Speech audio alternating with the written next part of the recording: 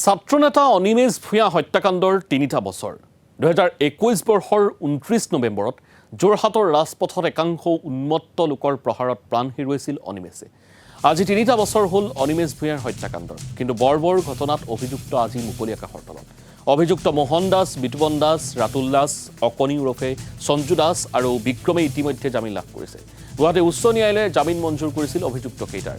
আনহাতে হত্যাকাণ্ডৰ মূল অভিযুক্ত ক'লা ল'ৰাৰ মৃত্যু হৈছে।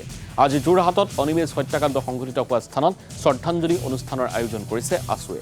অনিমেষ হত্যাৰ বলি হোৱা স্থানত স্মৃতি সৌধ নিৰ্মাণৰ বাবে চৰকাৰে দিয়া প্ৰতিশ্ৰুতিও সময়ত অসাৰ প্ৰমাণিত হ'ল।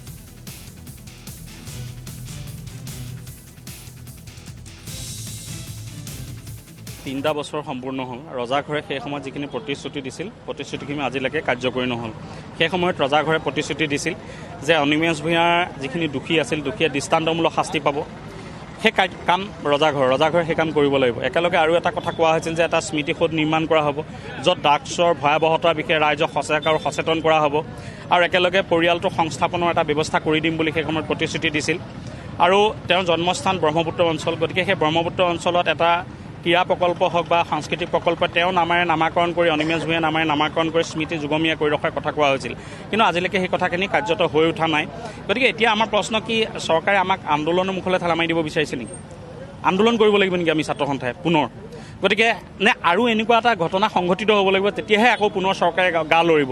গতিকে এতিয়া মুখ্যমন্ত্ৰীলৈ আমি আহ্বান জনাইছোঁ যে মুখ্যমন্ত্ৰী ডাঙৰে অতি সোনকালে সেই সময়ত যি ৰজাঘৰে যি প্ৰতিশ্ৰুতি প্ৰদান কৰিছিল, মন্ত্ৰীয়ে যি প্ৰতিশ্ৰুতি প্ৰদান কৰিছিল, আমোলা বিষয়া যিসকলে প্ৰতিশ্ৰুতি প্ৰদান কৰিছিল, সেই প্ৰতিশ্ৰুতি নিৰ্দিষ্ট সময়ৰ ভিতৰত কাৰ্যকৰী কৰিবৰ কাৰণে আমি মুখ্যমন্ত্ৰীলৈ পুনৰবাৰ আহ্বান জনাইছোঁ। ২০২১ চনৰ ২৯ নৱেম্বৰত অনিমেষ ভূঞাৰ হত্যাকাণ্ড হৈছিলে আৰু সেই গোচৰটোত ১৫জনতকৈ মান ব্যক্তি পুলিচে গ্ৰেপ্তাৰ কৰিছিলে। তাৰে এজনৰ মৃত্যু হৈছে, যিজন ক'লা ল'ৰা বুলি কোৱা যায়, আৰু বাকী যিকেইজনৰ এগেইনষ্টে চাৰ্জশ্বিট হৈছে তাৰ ভিতৰত এজন জুভেনাইল আৰু ১২জনৰ বিৰুদ্ধে গোচৰ আদালতত বৰ্তমান চলি আছে। এই গোচৰৰ প্ৰক্ৰিয়া ২০২২ চনৰ ঠিক এপ্ৰিল মাহমানৰ পৰা আৰম্ভ হৈছে। গতিকে ক্ষিপ্ৰতাৰে পুলিচে চাৰ্জশ্বিট দিছে আৰু ২০২২ চনৰ আগষ্ট মাহত চৰকাৰে মোক স্পেচিয়েল পাব্লিক প্ৰচিকিউটৰ হিচাপে অকল এই গোচৰটো পৰিচালনা কৰিবৰ বাবে নিয়োগ কৰিছিলে। আমি ইতিমধ্যে চৰকাৰী পক্ষৰ পৰা ৭২জনতকৈও বেছি সাক্ষী আমি গ্ৰহণ কৰিছোঁ। আমাৰ আৰু ১৫জনমান সাক্ষী গ্ৰহণ কৰিবলৈ বাকী আছে, আমাৰ ভিতৰৰ পৰা দিবলৈ বাকী আছে আদালতত সাক্ষ্য দিবলৈ।